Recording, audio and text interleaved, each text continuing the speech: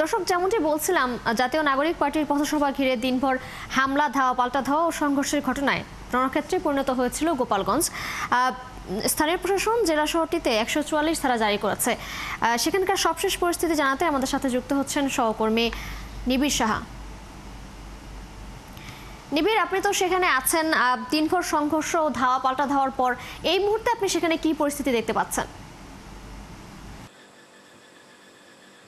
তৃষা, দিনভর সংঘর্ষের পরে কিন্তু সন্ধ্যার পরে প্রশাসনের পক্ষ থেকে প্রথমে 144 ধারা এবং পরে গোপালগঞ্জ জেলায় কারফিউ জারি করা হয়েছে। এবং এখন আমি যে সড়কটিতে আছি এটি হলো গোপালগঞ্জ সদরের মেইন রোড বলা হয় এই সড়কটিকে। অর্থাৎ এই যে সড়ক, এই সড়কেই কিন্তু দিনভর সংঘর্ষ চলে এবং জাতীয় নাগরিক পার্টির সমাবেশকে ঘিরে, সমাবেশের আগে পরে এবং জাতীয় নাগরিক পার্টির গাড়িবহরে হামলার ঘটনার পর কিন্তু আসলে যে সংঘর্ষ হয় দিনভর আইন শৃঙ্খলা বাহিনীর সাথে স্থানীয় আওয়ামী লীগের নেতাকর্মীদের, পাশাপাশি নিষিদ্ধ ছাত্রলীগের নেতাকর্মীদের যে সংঘর্ষ ঘটে, সেই সংঘর্ষে কিন্তু দিনভর এই সংঘর্ষ চলাকালে এই পুরো রাস্তাটি কিন্তু রণক্ষেত্রে পরিণত হয়, যার চিহ্ন কিন্তু এখনো এই রাস্তায় আমরা দেখছি।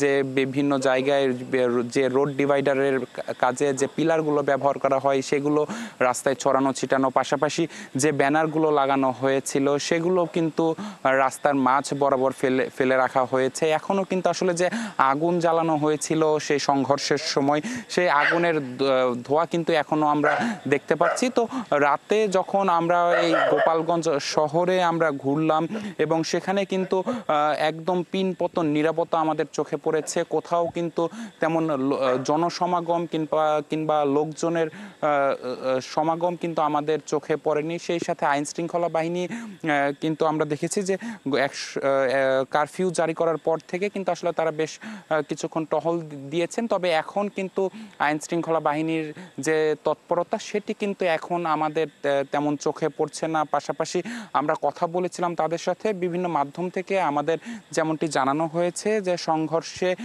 তারা যেমনটি তথ্য পেয়েছেন যে 4 জনের মৃত্যু হয়েছে এবং এই সংঘর্ষের পর কিন্তু আসলে সন্ধ্যার পর থেকেই ধীরে ধীরে এই সংঘর্ষের তীব্রতা সেটি আসলে কমতে থাকে। এবং এখন যে মেইন রাস্তাটি দেখছেন যে আসলে এখনও কিন্তু আসলে এগুলো সরানো হয়নি। পাশাপাশি দিনভর সংঘর্ষের যে তীব্রতা সেটি কিন্তু এখনও আমরা এই সড়কে দেখতে পাচ্ছি। এবং আইন শৃঙ্খলা বাহিনীর সদস্যরা যেমনটি বলছেন যে আসলে তারা সতর্ক আছেন, যে কোনো অপ্রীতিকর ঘটনা এড়াতে তারা কিন্তু মাঠে আছেন। পুলিশ, পাশাপাশি আমরা দেখেছি 4 প্লাটুন বিজিবি মোতায়েন করা হয়েছে, সেই সাথে সেনাবাহিনীর সদস্যরাও আছেন। তো সব কিছু মিলিয়ে কিন্তু তারা বলছেন যে কোনো অপ্রীতিকর পরিস্থিতি তারা মোকাবিলা করার জন্য মাঠে থাকবেন। তো সব কিছু মিলিয়ে বলা যায় যে এখন কিন্তু গোপালগঞ্জ পুরো শহরে কিন্তু এক কথায় বলা যায় যে পিনপতন নিরাপত্তা রয়েছে। তো সব কিছু মিলিয়ে এই ছিল আমার কাছে থাকা গোপালগঞ্জ থেকে সবশেষ খবর।